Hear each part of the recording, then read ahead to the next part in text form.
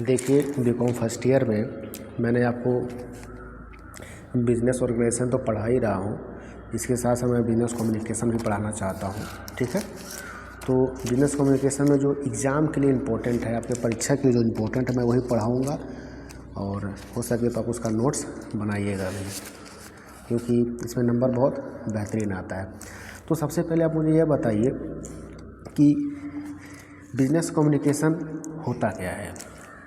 कुछ अगर आइडिया हो तो मन में सोच के रखिए। देखिए, बिजनेस में होने वाले विचारों का आदान प्रदान, मतलब जब विचारों का आदान प्रदान होता है तो उसी को हम क्या कहते हैं, कम्युनिकेशन कहते हैं।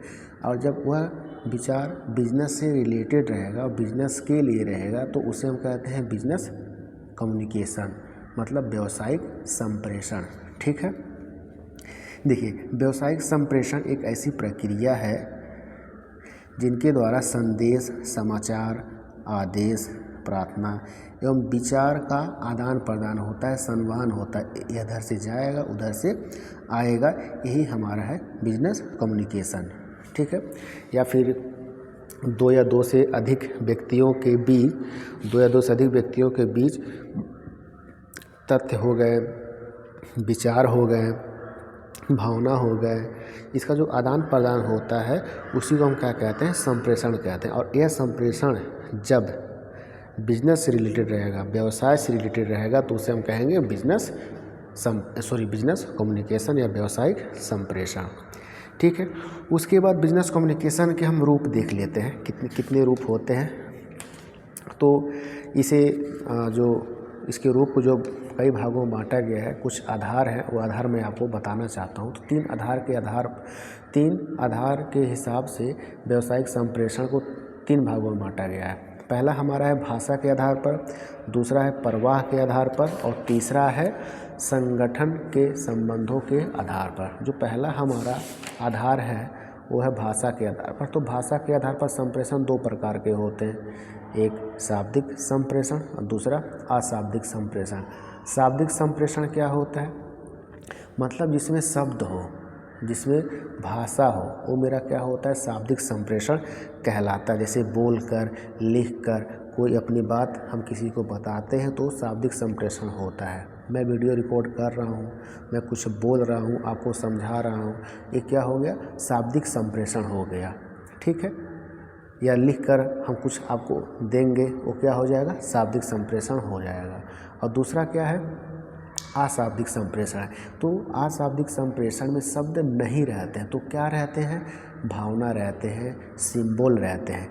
मतलब वह संप्रेषण या संदेशों का जो आदान प्रदान हम करते हैं उसमें भाषा शब्द नहीं रहते हैं, तो होता है अशाब्दिक संप्रेषण। जैसे हम ऐसे ओठ पे उंगली रखते हैं, इसका मतलब क्या, आपको चुपचाप रहना है। हम यहाँ पे कुछ आपको बोले नहीं, सिर्फ संकेत दिए हैं, तो संकेत के हिसाब से आपने समझ लिया कि सर कह रहे हैं शांत रहना है, तो इसे कहते हैं अशाब्दिक संप्रेषण। हम सर ऐसे हिला देते हैं, इसका मतलब क्या कि आप जो कह रहे हो वो सही नहीं है, वह गलत है। हम ऐसे हाथ कर देते हैं, इसका मतलब क्या, आपको कह रहे हैं कि बेंच पे बैठ जाइए, हम कहते हैं ना, इसे कहते हैं तो आप बैठ जाते हो। तो ये सब की है अशाब्दिक संप्रेषण है, मतलब जिसमें शब्द नहीं रहता है तब पर भी सूचनाओं का आदान प्रदान कर लिया जाता है, वो होता है अशाब्दिक संप्रेषण। ठीक है, ये पहला हो गया। भाषा के आधार पर दो प्रकार के होते हैं, शाब्दिक संप्रेषण, दूसरा अशाब्दिक संप्रेषण, मैंने अभी बताया। उसके बाद दूसरा है हमारा प्रवाह के आधार पर। तो प्रवाह के आधार पर जो संप्रेषण होते हैं यह तीन प्रकार के होते हैं। प्रवाह का मतलब फ्लो, कहाँ से जो सूचना है, संप्रेषण आ रहा है, तो इसके आधार पर पहला है ऊर्ध्वाधर संप्रेषण, जिसे कहते हैं वर्टिकल कम्युनिकेशन, दूसरा है हॉरिजॉन्टल कम्युनिकेशन, और तीसरा है डायगोनल कम्युनिकेशन। वर्टिकल मतलब सीधा से, मतलब ऊपर से आदेश आएगा नीचे वाले कर्मचारी को, वहाँ से फिर उसके नीचे कर्मचारी को, वहाँ से फिर उसके कर्मचारी को, तो इसे कहते हैं वर्टिकल कम्युनिकेशन। और हॉरिजॉन्टल कम्युनिकेशन में क्या होगा, मतलब यहाँ से आदेश आएगा यहाँ पर, फिर यहाँ पर, फिर यहाँ पर, फिर यहाँ पर, मतलब एक समतल रेखा के हिसाब से जब सूचनाओं का आदान प्रदान होता है तो उसे कहते हैं हॉरिजॉन्टल कम्युनिकेशन। जैसे मान लीजिए अपने कॉलेज की जो प्रबंधक है वो प्राचार्य को सूचना देते हैं, प्राचार्य शिक्षक को, शिक्षक स्टूडेंट को, तो इसे कहेंगे हम वर्टिकल कम्युनिकेशन। अब मान लीजिए हम शिक्षक लोग हैं तो हम किसी दूसरे टीचर से कहेंगे, वो किसी दूसरे टीचर से कहेंगे, वो किसी तीसरे से, चौथे से। तो इस प्रकार जो शिक्षक का समूह है, जो समतल है, इसमें जो सूचनाओं का आदान प्रदान होता है, इसे क्या कहा जाता है? Horizontal communication. और तीसरा जो मैंने बताया डायगोनल, मतलब ऐसे आयताकार रहता है तो बीच में जो ऐसे रहता है इसी को डायगोनल कहते हैं। मतलब जो ना तो वर्टिकल है ना तो हॉरिजॉन्टल है, जो ऐसे तिरछा है उसे कहते हैं डायगोनल कम्युनिकेशन। ठीक है, देखिए इसमें क्या लिखा है। इस संप्रेषण के अंतर्गत संप्रेषण के क्षैतिज प्रवाह के अतिरिक्त संगठन के विभिन्न स्तर के मध्य संप्रेषण को सम्मिलित किया जाता है, जिसमें कोई प्रत्यक्ष संप्रेषण संबंध नहीं है। मतलब डिपार्टमेंट रहता है या फिर क्या कहते हैं, लेवल कह लीजिए कि हर संगठन में लेवल रहते हैं। तो लेवल में जब कम्युनिकेशन इस माध्यम से फ्लो करेगा तो उसे क्या कहेंगे? डायगोनल कम्युनिकेशन कहेंगे। पहला मैंने भाषा के आधार पे आपको बताया, भाषा के आधार पे दो, एक शाब्दिक दूसरा अशाब्दिक। दूसरा मैंने बताया आपको प्रवाह के आधार पे, तो प्रवाह के आधार पर कम्युनिकेशन 3 प्रकार के होते हैं। पहला वर्टिकल, दूसरा हॉरिजॉन्टल और तीसरा डायगोनल। और जो तीसरा हमारा है वो है संगठनों के आधार पर कम्युनिकेशन। तो संगठन के आधार पर जो कम्युनिकेशन होते हैं 2 प्रकार के होते हैं। पहला होता है औपचारिक संप्रेषण और दूसरा होता है अनौपचारिक संप्रेषण। तो औपचारिक संप्रेषण क्या होता है? यह संप्रेषण सामान्यतः एक संगठन में कार्यरत प्रबंधक या उस संगठन के समान पदाधिकारियों के मध्य होता है। औपचारिक मतलब नियम कानून से जो बातचीत या सूचनाओं का जो आदान प्रदान किया जाता है वो मेरा औपचारिक संप्रेषण कहलाता है। मान लीजिए कुछ सूचना बच्चों को देना है तो प्राचार्य जी लिखित संप्रेषण शिक्षक को देते हैं, शिक्षक बच्चों को देते हैं। तो ये क्या हो गया? औपचारिक संप्रेषण हो गया। यहाँ पर जो प्रबंधक होते हैं, जो कर्मचारी होते हैं, उनके बीच जो बातचीत होता है, जो सूचनाओं का आदान प्रदान होता है, वो मेरा क्या कहलाता है? औपचारिक संप्रेषण। नियम कानून से लिखित रहता है, रिकॉर्ड रहता है कि हम क्या कह रहे हैं, क्या सुन रहे हैं, हर बात का ब्यौरा रिकॉर्ड रहता है। इसे क्या कहेंगे हम? औपचारिक संप्रेषण। और दूसरा जो है अनौपचारिक संप्रेषण, इसे कहते हैं इनफॉर्मल कम्युनिकेशन। इसमें कोई लिखित नहीं रहता, इसमें सीधा अफवाह फैला दिया जाता है। जैसे मान लीजिए हम टीचर लोग या फिर हम कर्मचारी लोग बैठे हैं और आपस में अफवाह फैला दिए कि इस बार वेतन घटेगा, इस बार वेतन बढ़ेगा, कल छुट्टी रहेगा, 3 साल के कुछ भी इस तरीके से जो आपस में जो गलतफहमी अफवाह फैला दी जाती हैं। तो जो अफवाह फैलाया जा रहा है वो भी तो इन्फॉर्मेशन ही है, सूचना ही तो जो फैलाया जा रहा है। तो इस प्रकार के संप्रेषण को कहते हैं अनौपचारिक संप्रेषण। इसमें कोई नियम कानून नहीं आता है। जैसे हम किसी अपने दोस्त यार मित्र से बात कर रहे हैं, अपने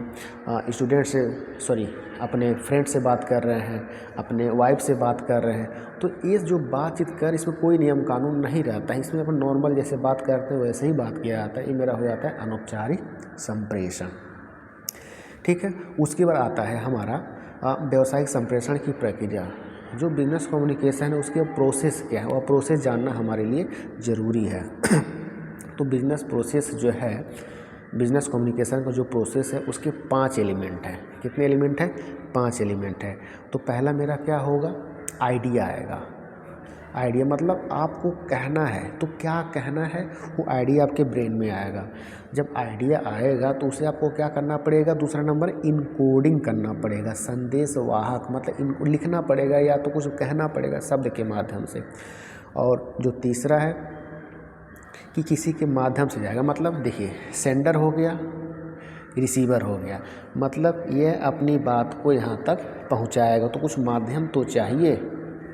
सेंडर हो गया, मीडियम हो गया, रिसीवर हो गया। रिसीवर फिर क्या देगा? फीडबैक देगा। तो 1 2 3 4। लेकिन ये जो लिखेगा वो भी तो शब्द रहेंगे कि सिंबल रहेंगे, तो भी मेरा एलिमेंट है। मतलब शब्द हो गए, सेंडर हो गए, शब्द हो गए, एलिमेंट हो गए, दूसरा, तीसरा माध्यम, चौथा रिसीवर और 5वां फीडबैक। तो ये मेरा कम्युनिकेशन प्रोसेस है, कम्युनिकेशन साइकिल ऐसे चलते ही रहेगा। हम कुछ बात सोचते हैं तो ये सोचेगा तो शब्द में डिकोड करेगा, शब्द में जब डिकोड करेगा तो किसी के माध्यम से भेजेगा किसके पास? रिसीवर के पास, रिसीवर उसे रिसीव करेगा, पढ़ेगा, समझेगा, फिर उसका जवाब जो देगा सेंडर के पास, तो इसे क्या कहते हैं, फीडबैक कहते हैं। तो ये 5 एलिमेंट हैं, 1 2 3 4 5।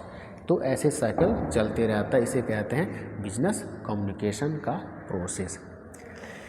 उसके बाद क्या महत्व है बिजनेस कम्युनिकेशन का? देखिए महत्व बहुत सारे हैं। तो पहला महत्व यह है कि अगर आप व्यवसाय को सही ढंग से चलाना चाहते हैं कि बिना किसी रोक टोक के, बिना किसी दिक्कत के, बिना किसी परेशानी के, तो वहाँ पर बिजनेस कम्युनिकेशन संप्रेषण अपना बहुत बड़ा योगदान देता है। दूसरा, प्रबंध की कार्य क्षमता को बढ़ाने में सहायता करता है कि कम्युनिकेशन के माध्यम से ही कर्मचारी अपने कार्य को सही ढंग से बढ़ा पाएंगे, समय का सदुपयोग कर पाएंगे, ये है।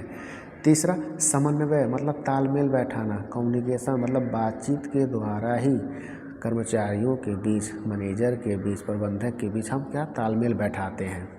उसके बाद प्रतियोगी सूचनाओं की प्राप्ति में सहायक, जो इन्फॉर्मेशन होते हैं, जो हमारे कंपटीटर हैं, जिसके साथ हम प्रतियोगिता कर रहे हैं बिजनेस में, तो वहाँ पे क्या सूचनाएं हैं, क्या क्या काम वहाँ पे चल रहा है, उसका जानकारी मुझे मिलना चाहिए। तो किसके माध्यम से मिलेगा? बिजनेस कम्युनिकेशन के माध्यम से ही मिलेगा। मतलब प्रतियोगी क्या कर रहे हैं इसकी जानकारी बिजनेस को मिलना, प्रतियोगी सूचना प्राप्ति। जनसंपर्क में सहायता, बिजनेस देखिए, बिजनेस किसके लिए कार्य करता है? समाज के लिए कार्य करता है, समाज के लिए वस्तुओं का उत्पादन करता है। तो समाज में क्या क्या बातें हैं, समाज को किस वस्तु की ज़रूरत है, उसका भी सूचना बिजनेस को होना चाहिए। अपने प्रोडक्ट को बताएंगे हम समाज के या व्यक्तियों के बारे में कि मेरा प्रोडक्ट ऐसा है, इसका इस्तेमाल ये करना है, वो करना है। ये सब जनसंपर्क में भी सहायता करता है। योजना बनाने में मदद करता है कि किस कार्य को जो भविष्य में हमें कार्य करने हैं, कैसे करने हैं, क्या करने हैं, कब करने हैं, किसके साथ करने हैं, इस योजना को बनाने में भी बिजनेस कम्युनिकेशन योगदान देता है। कर्मचारियों, प्रबंधकों, अन्य किसी व्यक्तियों के मनोबल मतलब हिम्मत, साहस बढ़ाने में बिजनेस कम्युनिकेशन का बहुत बड़ा योगदान है। जैसे मान लीजिए आप ही सब पढ़ते हैं तो हम आपको उत्साहित करते हैं कि मन लगा के पढ़िए, अच्छे से पढ़िए, अच्छा नंबर आएगा, नौकरी मिलेगा, तो आपका मनोबल बढ़ता है कि नहीं बढ़ता? तो मनोबल बढ़ाने में भी बिजनेस कम्युनिकेशन या कम्युनिकेशन का महत्व है, उपयोगिता है। नेतृत्व करने में सहायता करता है कौन? कम्युनिकेशन के माध्यम से ही हम नेतृत्व करते हैं, देखरेख करते हैं कि योजना के हिसाब से कार्य हो रहा है कि नहीं हो रहा है। अगर हो रहा है तो ठीक उसका नेतृत्व करते रहेंगे, नहीं हो रहा है तो उसका सुधार करेंगे। ये बिजनेस कम्युनिकेशन के माध्यम से ही संभव हो पाया है। तो यहाँ पे मैंने आपको बिजनेस कम्युनिकेशन का जो महत्व बताया, मैं एक बार रिपीट करना चाहता हूँ, आप ध्यान से सुनिए। अगर लिखना चाहते हो तो वीडियो को पॉज करके लिख सकते हैं। पहला है, व्यवसाय को सुचारू रूप से और कुशल संचालन के लिए ज़रूरी है, प्रबंध क्षमता बढ़ाने के लिए ज़रूरी है, समन्वय के लिए ज़रूरी है, प्रतियोगी सूचनाओं की प्राप्ति के लिए ज़रूरी है, जनसंपर्क के लिए ज़रूरी है, योजना में बनाने में ज़रूरी है, मनोबल बढ़ाने में ज़रूरी है और नेतृत्व करने में ज़रूरी है। मैंने 5 3 8 ये 8 पॉइंट मैंने आपको बताया बिजनेस कम्युनिकेशन का। ठीक है, बस इतना याद हम रहने दे रहे हैं।